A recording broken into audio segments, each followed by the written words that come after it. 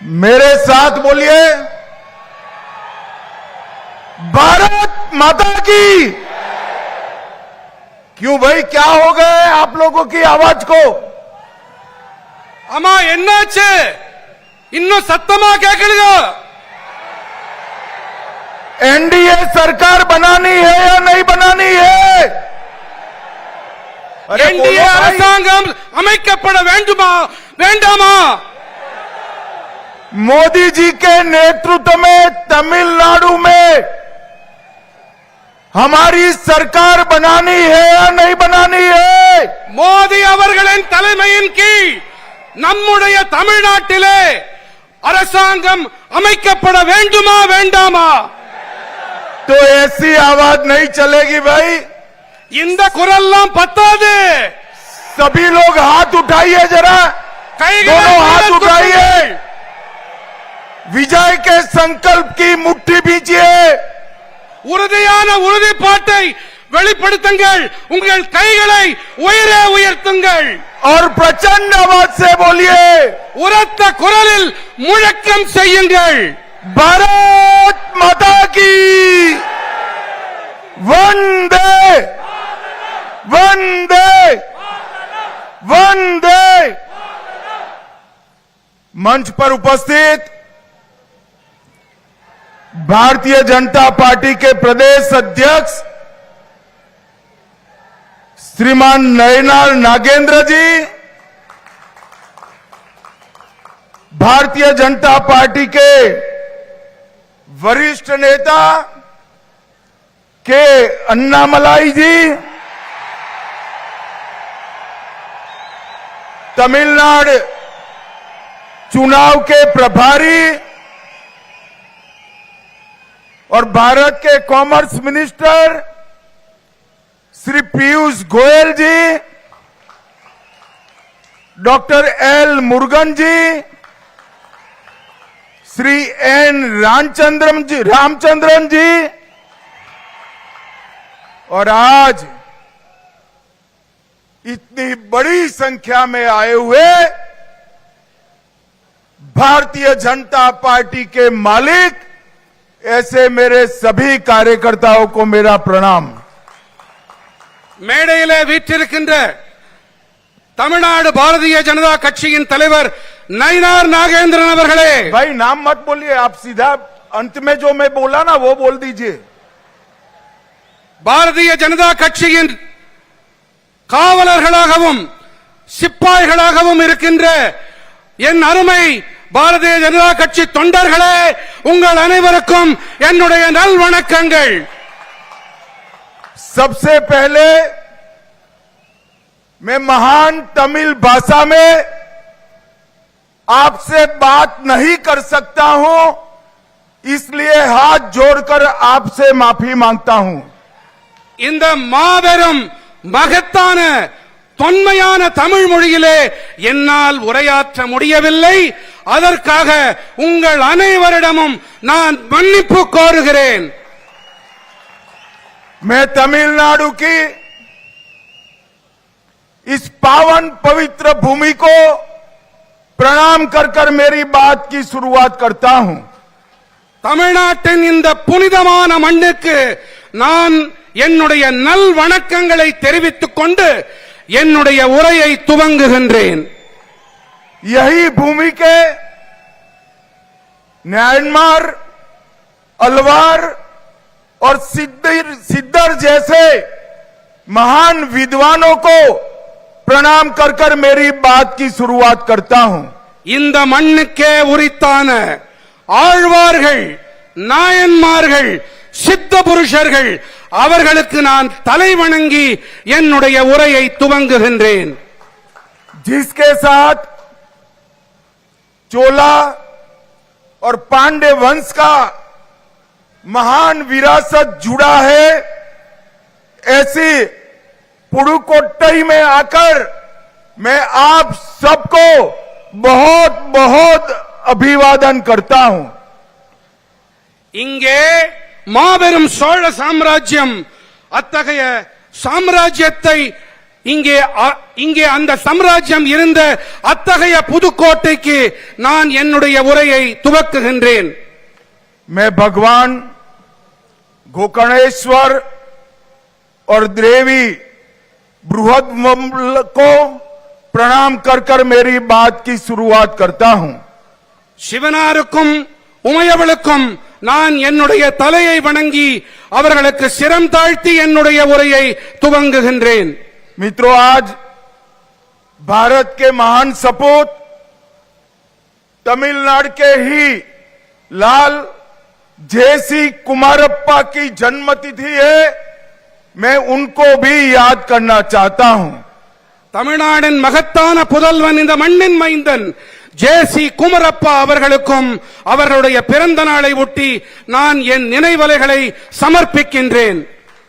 मित्रों, आज हमारे प्रदेश अध्यक्ष नयनार नागेंद्र जी की यात्रा का समारोह है. ये समारोह में आए हुए सभी कार्यकर्ताओं को मैं विश्वास दिलाना चाहता हूं कि अप्रैल 2026 में तमिलनाडु में एनडीए की सरकार बनने जा रही है. தமிழகம் தலை நிமிர தமிழனின் பயணம். இந்த பயணத்தை மேற்கொண்ட தமிழ்நாடு பாரதிய ஜனதா கட்சியின் தலைவர் நயினார் நாகேந்திரன் அவர்கள் இந்த நிறைவு விழாவுக்கு ஏற்பாடு செய்திருக்கிறார்.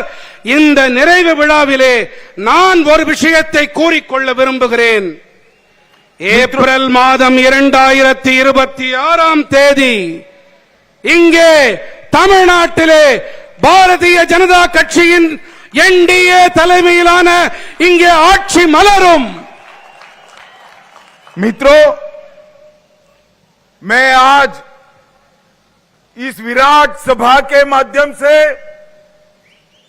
तमिलनाडु की जनता का भी आह्वान करना चाहता हूं कि आइए नरेंद्र मोदी जी के नेतृत्व में भारत की विकास यात्रा में हम हमारे तमिलनाडु को भी जोड़ दें. இங்கே இந்த மாபெரும் அவையின் வாயிலாக நான் தமிழ்நாட்டைச் சேர்ந்த மக்களுக்கும் அறைகூவல் விடுக்கிறேன். வாருங்கள், மாண்புமிகு பாரத பிரதமர் நரேந்திர மோடி அவர்களின் தலைமையின் கீழ் நாம் அணிவகுப்போம். பாரதத்தின் வளர்ச்சி பாதையிலே, வளர்ச்சி பயணத்திலே இந்த பயணம் நிறைவு பயணத்தின் வாயிலாக நாம் அதில் பங்கு பெறுவோம். मित्रों, इस यात्रा ने 12 अक्टूबर से आज तक लगभग पूरे तमिलनाडु में जनसंपर्क के कार्यक्रम किए हैं. இந்த தமிழகம் தலை நிமிர தமிழனின் பயணம், இந்த பயணம் அக்டோபர் மாதம் 12ஆம் தேதி துவங்கியது. இதிலே கிட்டத்தட்ட தமிழ்நாட்டைச் சேர்ந்த அனைத்து மட்ட மக்களோடும் இங்கே தொடர்பு கொள்ளப்பட்டிருக்கிறது. आने वाले चुनाव में भारतीय जनता पार्टी एआईडीएमके के साथ, हमारे और साथी दलों के साथ एक मजबूत गठबंधन कर कांग्रेस और डीएमके को अंतिम लड़ाई देने का काम करने वाली है. இனி வரவிருக்கின்ற நாட்களிலே காதல விழுதா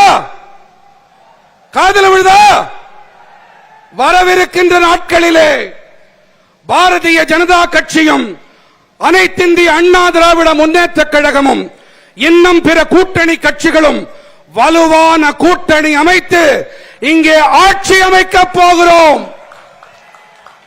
हर मोर्चे पर डीएमके सरकार विफल गई है. எப்பாடுபட்டாவது எப்படியாவது இந்த திராவிட முன்னேற்ற கழக கூட்டணி ஆட்சியை நாம் ஒழித்தே தீருவோம், முடிவு கட்டியே தீருவோம்.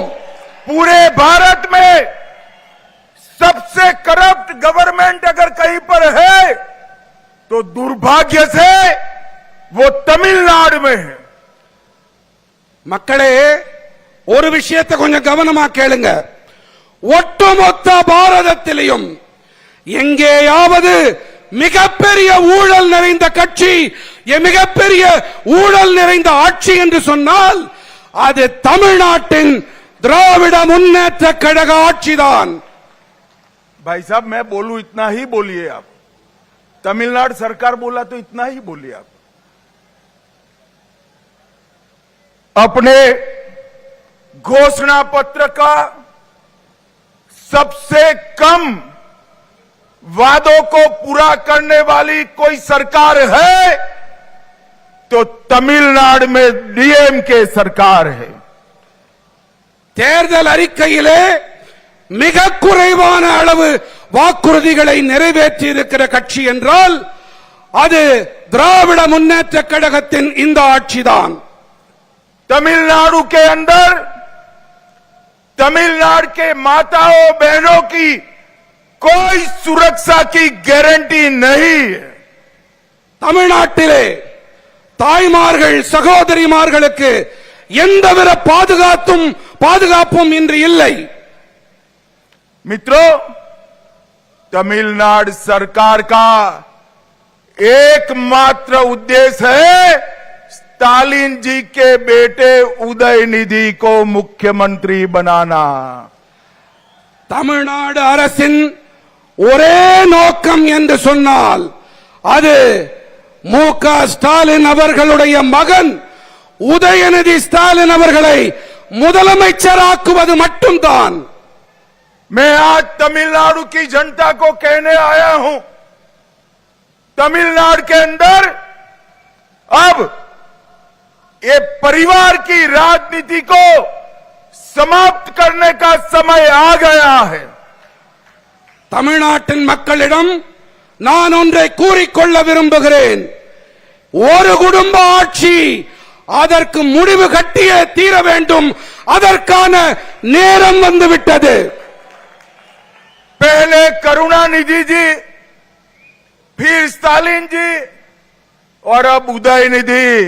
स्टालिन बाबू, आपका ये स्वप्न पूरा नहीं होने वाला है.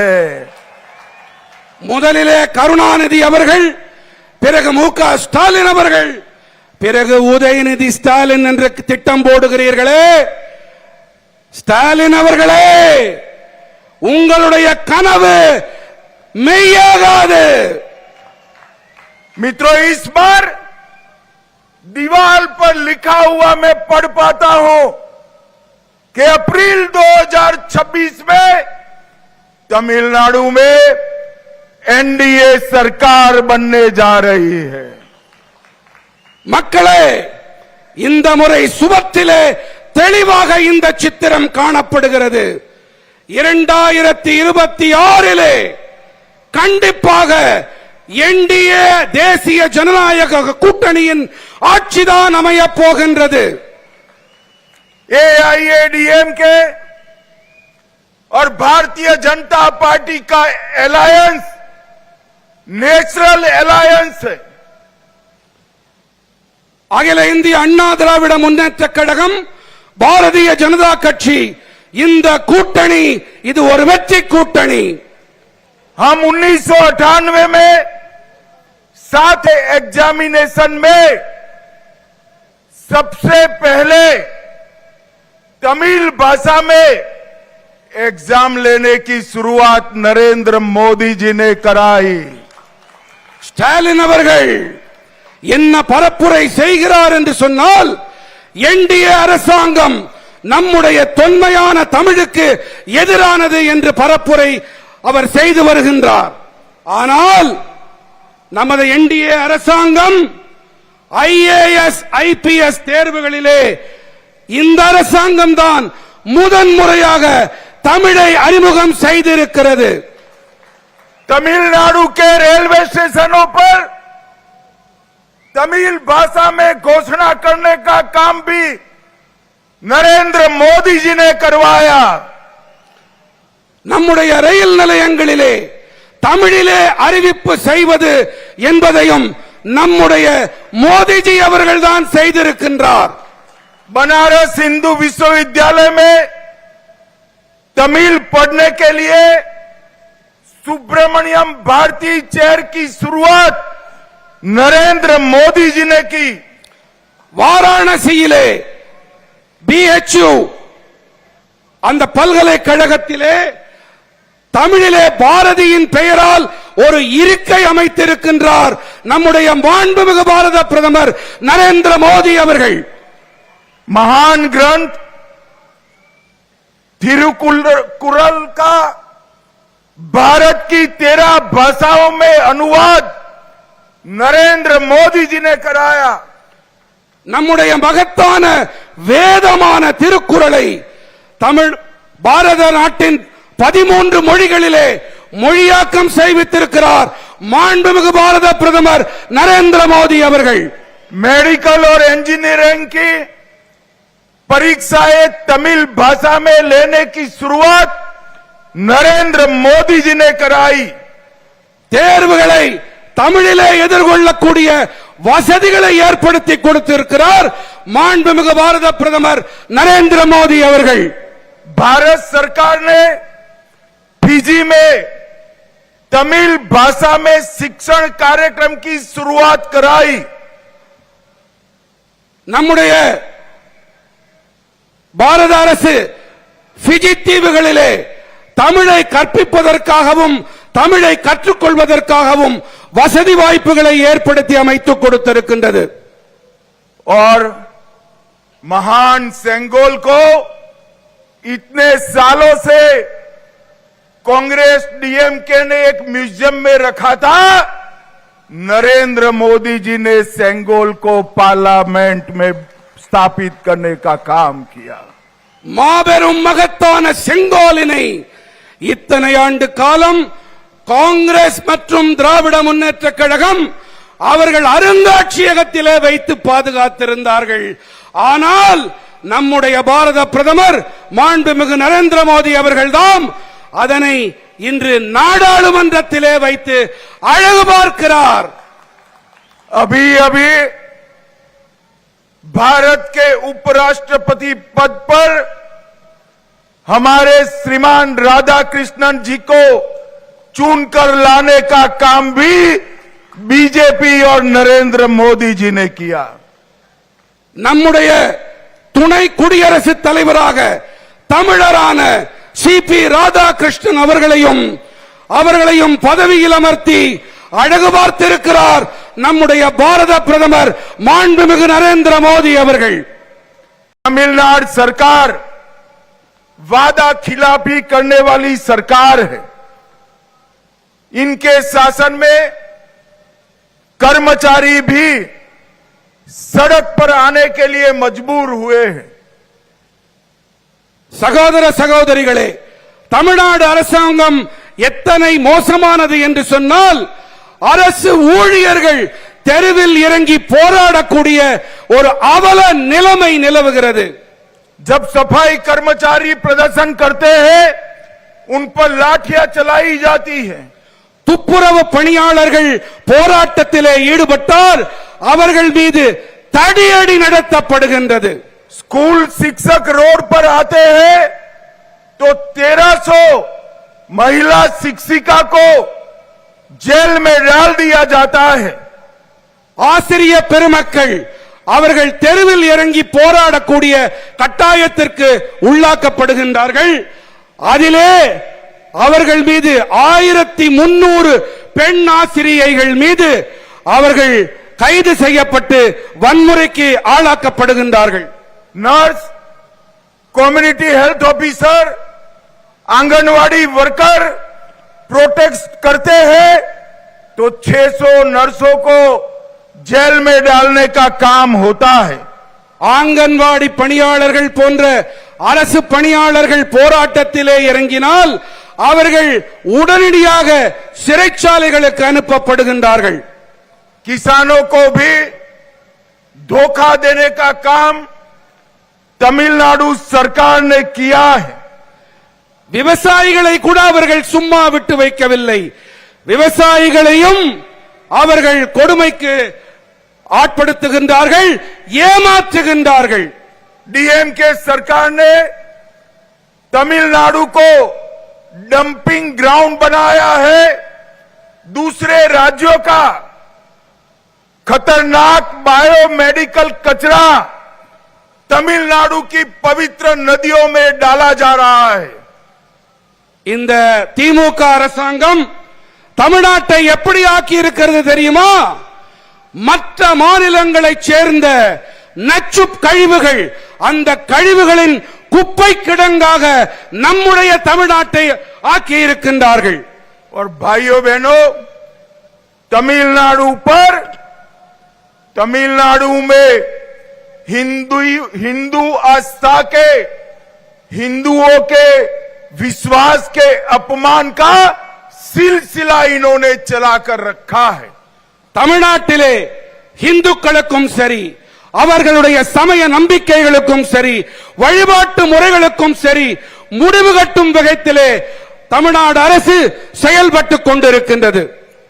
तमिलनाडु में अयोध्या राम मंदिर भूमि पूजन के वक्त अघोषित कर्फ्यू लगाया जाता है। தமிழ்நாட்டிலே அயோத்தியின் ராமர் ஆலயத்தின் பூமி பூஜையின் போது அறிவிக்கப்படாத ஊரடங்கு பிறப்பிக்கப்பட்டது। उनके वरिष्ठ नेता सनातन धर्म को डेंगू और मलेरिया बताते हैं। அவர்களுடைய மூத்த தலைவர் சனாதன தர்மத்தை என்ன கூறினார்? டெங்கு, மலேரியா இவற்றோடு ஒப்பிட்டார்। हिंदुओं के प्रोसेशन पर स्टे लगा दिया जाता है। இந்துக்களின் ஊர்வலங்கள் என்றால் அதற்கு தடை விதிக்கப்படுகின்றது। हिंदुओं के मूर्ति विसर्जन पर भी स्टे लगाने का काम डीएमके सरकार करती है। நம்முடைய மூர்த்திகளை, நம்முடைய திருவுருவங்களை நாம் கடலிலே ஆற்றிலே சென்று கரைப்பதற்கு கூட தடைகள் விதிக்கப்படுகின்றன। मैं स्टालिन जी को कहना चाहता हूं, हमारे संविधान की मर्यादाओं को आपने हिंदू समाज पर अत्याचार कर कर तोड़ने का काम किया है। நான் ஸ்டாலின் அவர்களுக்கு ஒன்றை கூற விரும்புகின்றேன்। நம்முடைய அரசியல் சட்டத்தின் மாண்பினை குலைத்திருக்கிறீர்கள், இந்துக்களின் சமய உரிமைகளை பறித்திருக்கின்றீர்கள்। भाइयों बहनों, मोदी जी की सरकार ने तमिलनाडु में कई बड़े बड़े इंफ्रास्ट्रक्चर प्रोजेक्ट दिए हैं। நம்முடைய மதிப்பிற்குரிய பாரத பிரதமர் நரேந்திர மோடி அவர்களின் அரசு தமிழ்நாட்டிற்கு பல பல கட்டமைப்பு திட்டங்களை அறிவித்திருக்கின்றது, செயல்படுத்துவதற்காக அதை அறிவித்திருக்கின்றது। 2004 से 14 तक जिसमें डीएमके भी केंद्र में हिस्सेदार था, तमिलनाडु को केवल 1,53,000 रुपीस मिले थे। 2004 ஆண்டு முதல் 2014 ஆண்டு வரை யார் மத்தியிலே ஆட்சி செய்தார்களோ அவர்கள் மூலமாக தமிழ்நாட்டிற்கு 1,00,000 கோடி 53,000 ரூபாய் மட்டுமே கிடைத்தது। मैं पूरी लिस्ट लेकर आया हूं। நான் பட்டியல் முழுவதையும் கொண்டு வந்திருக்கிறேன்। 2004 से 14 में 1,53,000 करोड़ के सामने नरेंद्र मोदी जी ने 2014 से 24 में 11 लाख करोड़ रुपीस देने का काम किया है। ஒரு ஒப்பீடு செய்வோமா? ஒப்பீடு செய்யலாமா? 2004 முதல் 2014 வரை 1,00,000 கோடி 53,000 ஒரு பக்கம், 2014 முதல் 2024 மாண்புமிகு பாரத பிரதமர் நரேந்திர மோடி அவர்கள் தமிழ்நாட்டிற்கு கொடுத்திருக்கக்கூடிய தொகை 11 லட்சம் கோடி। मित्रों, 2024 से नरेंद्र मोदी जी के नेतृत्व में एनडीए की एक प्रचंड विजय यात्रा चल रही है। 2024 துவங்கி மோடி அரசு மாபெரும் வெற்றி பயணத்தை தொடர்ந்து நடத்தி கொண்டு வருகின்றது. 2024 में हमारे नेता नरेंद्र मोदी जी तीसरी बार प्रधानमंत्री बने. 2024 ஆண்டு நமக்கு மிகவும் பிரியமான நரேந்திர மோடி அவர்கள் மூன்றாவது முறையாக நாட்டின் பிரதமராக பொறுப்பெடுத்துக் கொண்டார். 2024 में ओडिशा में पहली बार बीजेपी सरकार बनी. 2024 ஆண்டிலே முதன்முறையாக ஒரிசாவிலே நம்முடைய பாரதிய ஜனதா கட்சி ஆட்சி அமைத்தது. 2024 में ही आंध्र प्रदेश में एनडीए की सरकार बनी. 2024 கூட ஆந்திர பிரதேசத்திலே என்டிஏ அரசினுடைய அரசாங்கம் அங்கே அமைக்கப்பட்டது.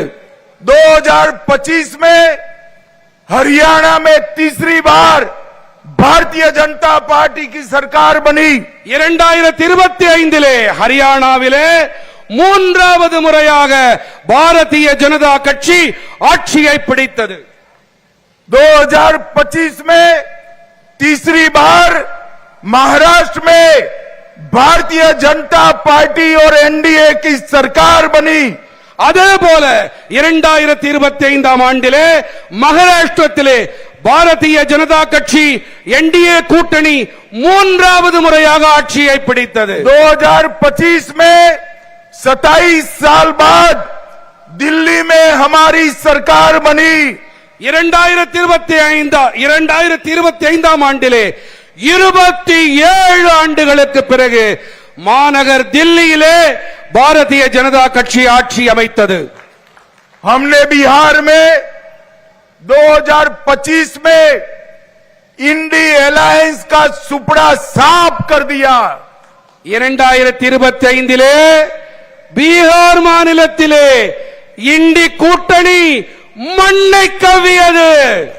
और भाइयों बहनों अब बारी है तमिलनाडु और बंगाल की. நண்பர்களே முக்கியமா கேளுங்க. இப்போ 2026 இப்போ தமிழ்நாட்டோட முறை. बंगाल भूल गए आप. வங்காளம் தமிழ்நாடு இப்பொழுது நம்முடைய முறை. आज हम सब ने इस कार्यकर्ता महासंगम से एक संकल्प लेकर जाना है.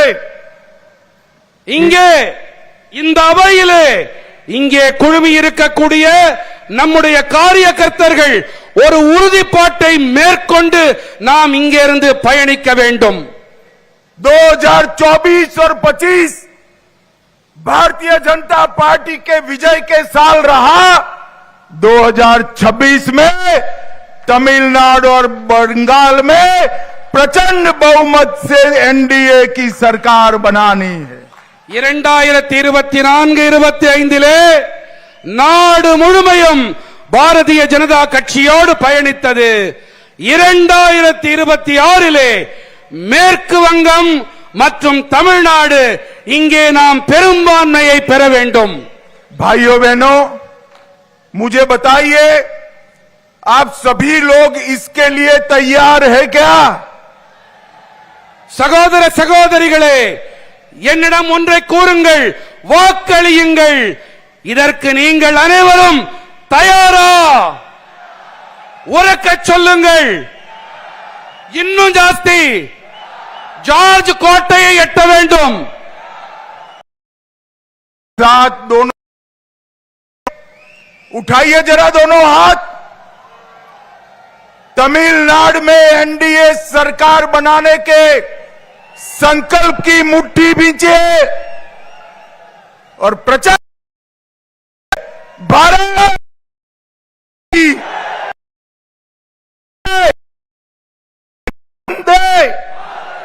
वन. आप सभी का बहुत नमस्कार.